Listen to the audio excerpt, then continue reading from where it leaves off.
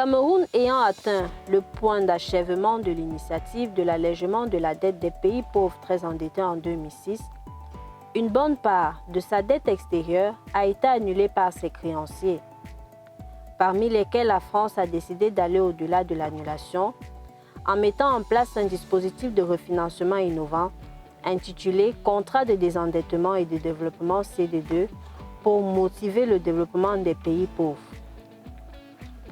En 2016, un nouveau contrat a été signé entre le Cameroun et la France. Il est important tout d'abord de signaler que c'est depuis 2014 que l'OCDD s'est installé ici à Bertois. Et c'est en 2019 que les activités ont vraiment démarré. Nous constatons partout dans la ville, n'est-ce pas, que les travaux en coopération avec l'Agence française de développement. Et nous profitons, n'est-ce pas, de cette occasion pour saluer donc cette coopération qui va faire de notre ville une ville moderne, une ville futuriste, n'est-ce pas, pour le bien des populations. Dans la région de l'Est, la ville de Bertois, située à 350 km de Yaoundé, est parmi les villes qui bénéficient du programme CD2 urbain capital régional. La mise en œuvre, la réalisation des projets CD2 à Bertois est en train de changer radicalement le visage de la capitale régionale de l'Est. Les projets du programme à Bertois sont structurés en 4 composantes. Les services urbains, les espaces publics, les équipements marchands et les infrastructures de voirie et de drainage. J'ai commencé par les services urbains. Le projet des services urbains consistait à la construction de latrines dans les écoles et des toilettes publiques, ainsi que la mise en place de candélabres solaires dans des lieux publics. Le volet services urbains comprend des toilettes dont un au marché central, un au niveau du jardin Rotary, un sur la voie Sénagès et d'autres dans certains lieux publics. 10 latrines pour les écoles, 11 fourrages à l'exemple de l'école publique de Mokolo qui abrite en son sein des latrines, des dispositifs lave-mains et des fourrages. Ce volet a déjà entièrement été réalisé et tous les équipements des services urbains de proximité dont je parlais sont déjà fonctionnels. Ça, c'est le premier volet.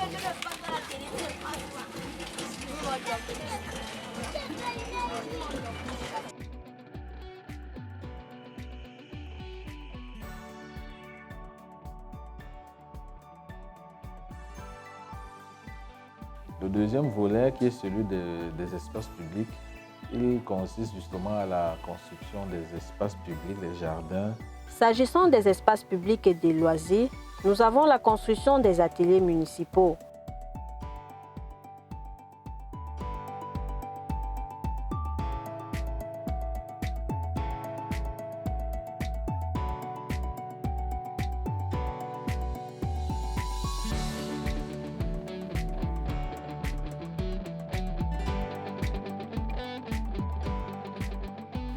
Pour les surfaces aménagées équipements marchands, les bienfaits CD2 urbain capital régional Bertois permettront de réhabiliter les marchés tels que le marché Mokolo, le marché historique.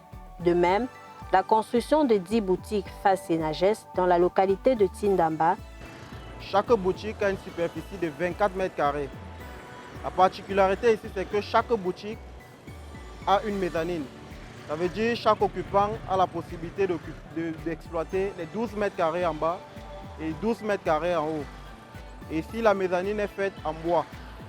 En dessous, nous avons prévu des aménagements futurs. C'est-à-dire on pourra construire aménager des magasins et les faire louer. Et 5 boutiques situées au carrefour Yadémé.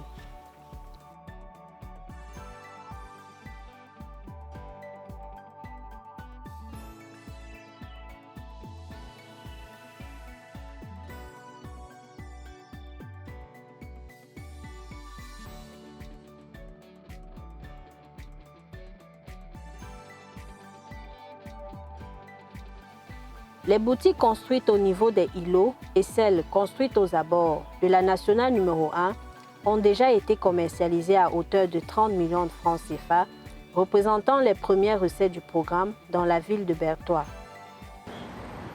Nous avons lancé un appel à candidature où nous avons sélectionné des occupants et nous avons attribué. Avant la construction de ces boutiques, le site était exploité par des commerçants, mais pas des constructions en matériaux provisoires. Donc nous avons dû les délocaliser, les recaser quelque part. Et lors de l'attribution, la priorité était aux anciens occupants. Bon, moi, c'est Clovis Sipéou, l'un des bénéficiaires de ce projet C22. J'occupe le box numéro 2. Je suis vraiment très content pour ce projet dans la ville de Bertoua parce que déjà, mon activité que je fais sied avec ce chef-d'œuvre architectural que la C22 a bien voulu doter la ville de Bertoua. La construction des plateformes multimodales de Bonis par des salles de bureau, un siège local équipé à l'extérieur et à l'intérieur.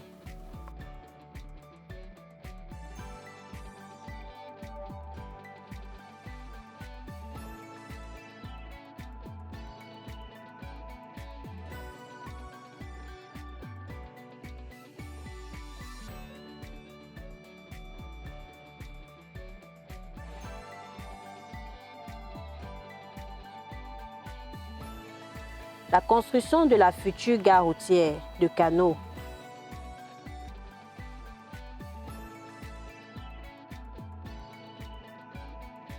Le marché central revêt des îlots.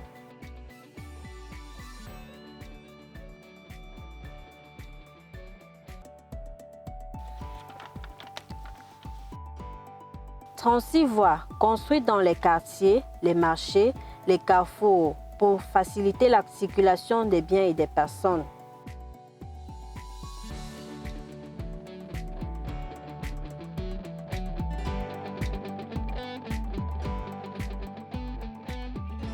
Content, très content. Tout le monde, même nos femmes à la maison, bon, la poussière, on peut dire au revoir aux poussières. Hein? Et la boue, la même chose.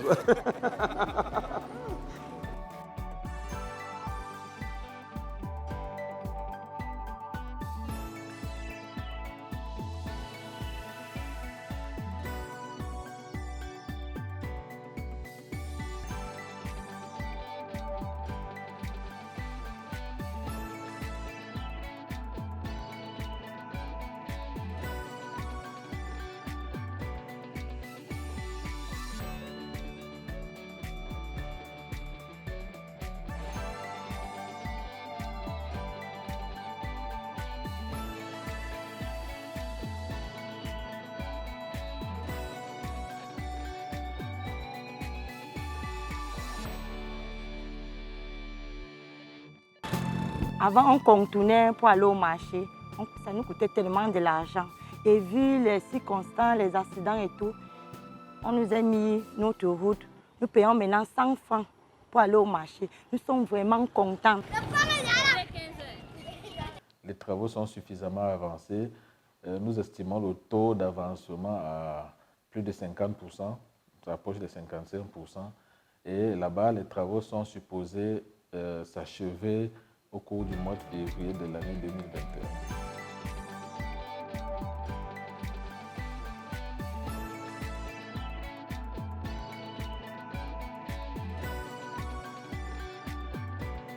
Selon la mission de contrôle CD2 Bertoua, pour ce qui est de l'avancement des travaux, un grand bond a été fait.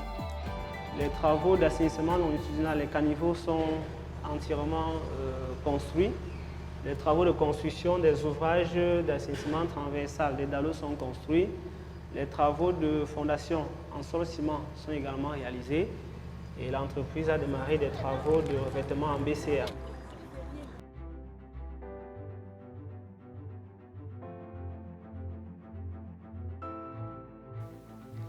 Une belle initiative, selon le gouverneur, qui compte soutenir les CD2 dans la réalisation des 10 projets. C'est des mesures qui ont été prises depuis le début.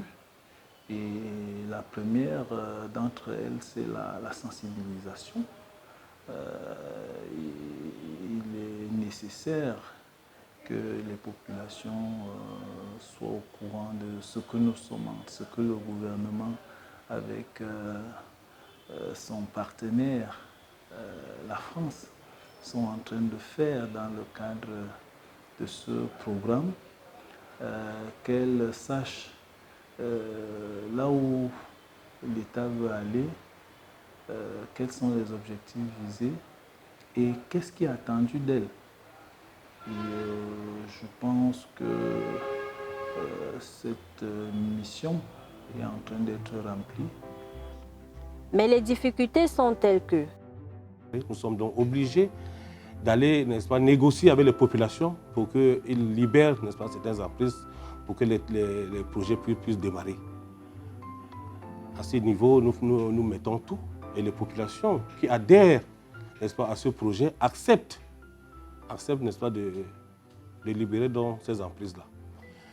De ce fait, le maire combat en collaboration avec les services compétents de la ville. Prenons le cas de la communauté urbaine avec le service d'hygiène et salubrité. Vous savez que pour faire ça, on ne peut pas faire les journalistes à casser les uns. Comme vous avez dit, on doit traquer. Parce que si on ne traque pas, on ne peut pas vivre, on ne peut pas avoir le bien-être.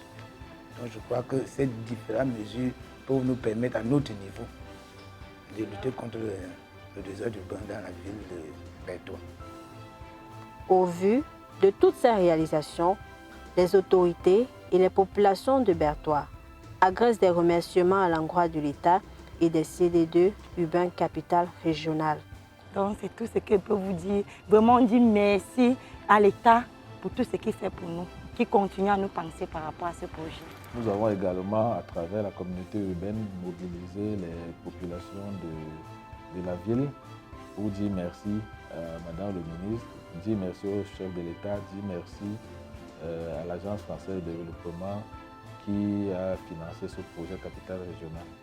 Nous voulons donc profiter de l'occasion pour saluer cette coopération, pour dire combien les populations sont très fières, n'est-ce pas, de cette coopération avec l'Agence française. Et vous savez également que c'est grâce au chef de l'État, qui a été, grâce à son génie, n'est-ce pas, a permis que cette coopération, n'est-ce pas, soit en place et que la ville de Bertoua bénéficie, n'est-ce pas, de toutes ces installations qui sont en train d'être mises en place.